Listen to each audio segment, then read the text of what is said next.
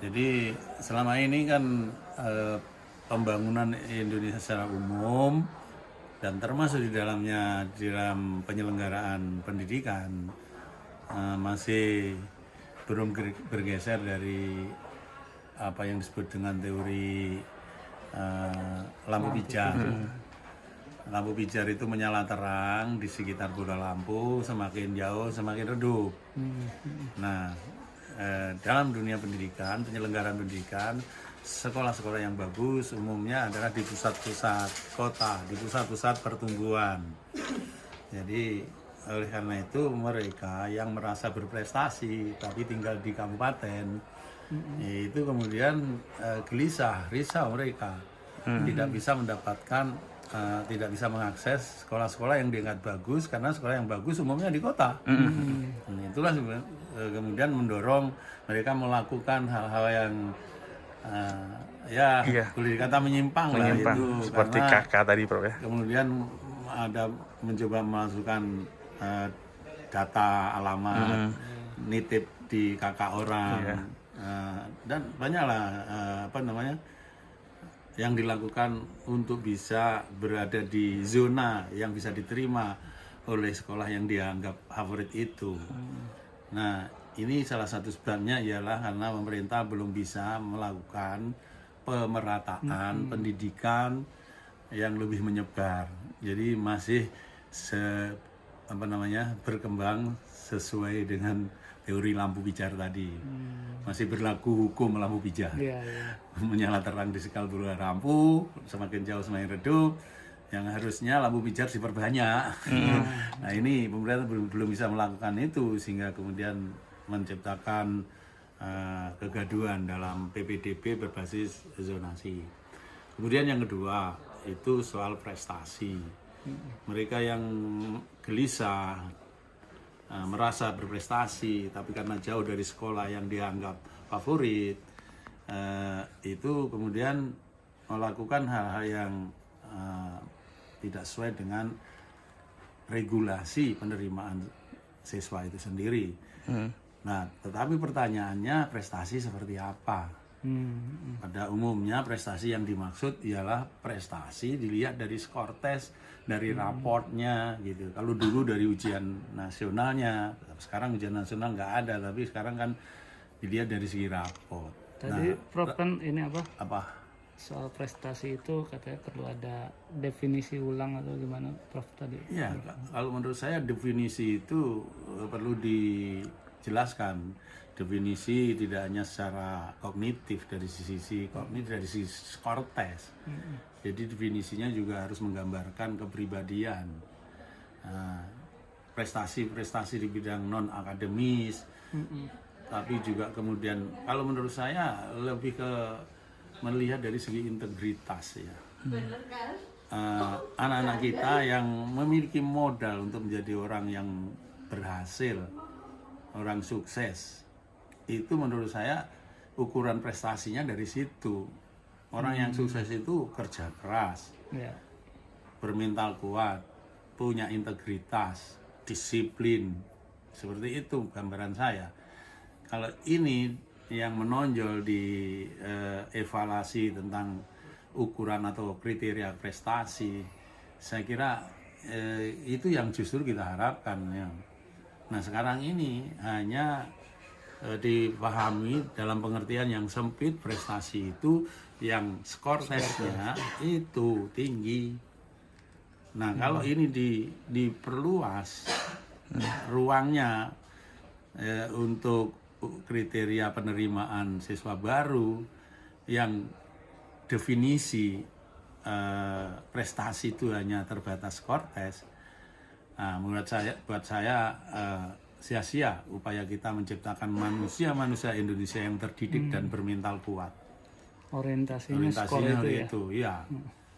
Dulu kita ini kan skor tes, jadi seleksi tes, kemudian yang nilai danemnya bagus itu diterima, di ranking yang nilainya, jadi kalau siswa yang diterima itu 100, yang nilainya 101 ke bawah itu tidak akan diterima. Dan ternyata itu hanya melahirkan orang-orang yang pintar secara kognitif, pintar secara dari sisi intelektual, tapi dari segi afeksi, kepribadian tidak terjadi. Nah, dari masalah ini, Prof, menurut Prof itu pemerintah harusnya gimana, Prof? Menurut saya apa ya ini namanya ya, ada visi, ada strategi.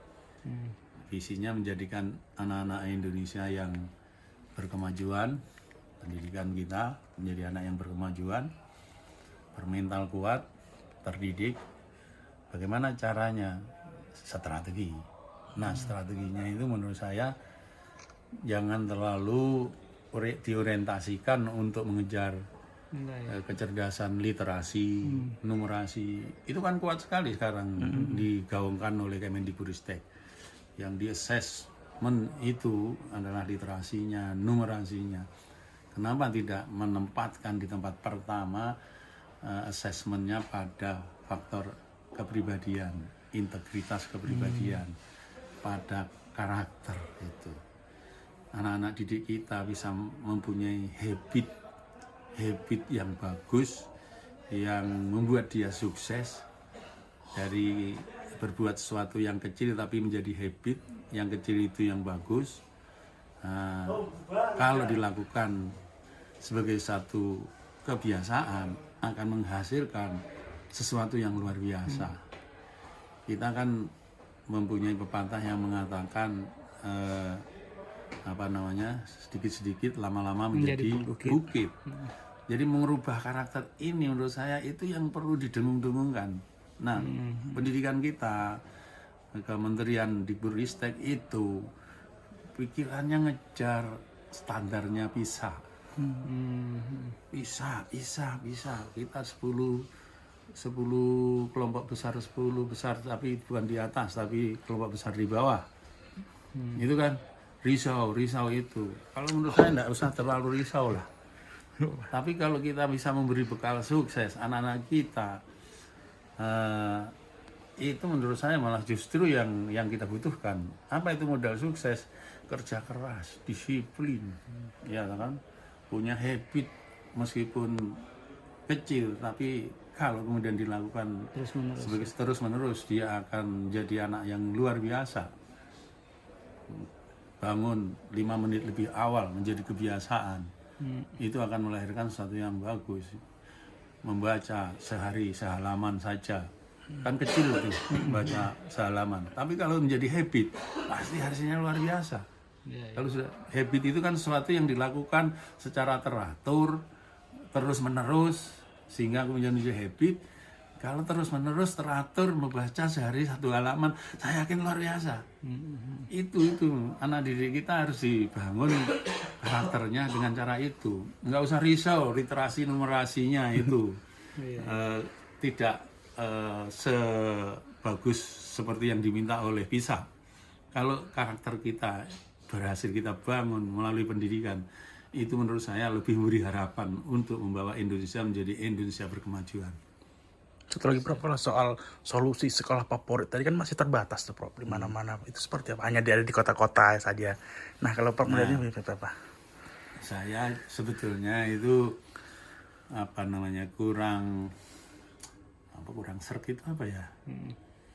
Dengan kebijakan menteri memberi insentif kepada guru penggerak, sekolah penggerak, diberi biaya ekstra. Itu. Kalau punya duit, iyalah sekolah penggerak kasih anggaran ya. Saya khawatir ini malah justru memperlebar jarak antara yang sudah menjadi penggerak dengan yang digerakkan. Nah, oleh karena itu perhatiannya menurut saya justru lebih bagus kalau yang perlu digerakkan ini diberi perhatian yang lebih khusus. Teori mata rantai, kalau kita ingin punya mata rantai yang kuat, yang diperkuat mata rantai yang terlemah, bukan memperkuat mata rantai yang sudah kuat.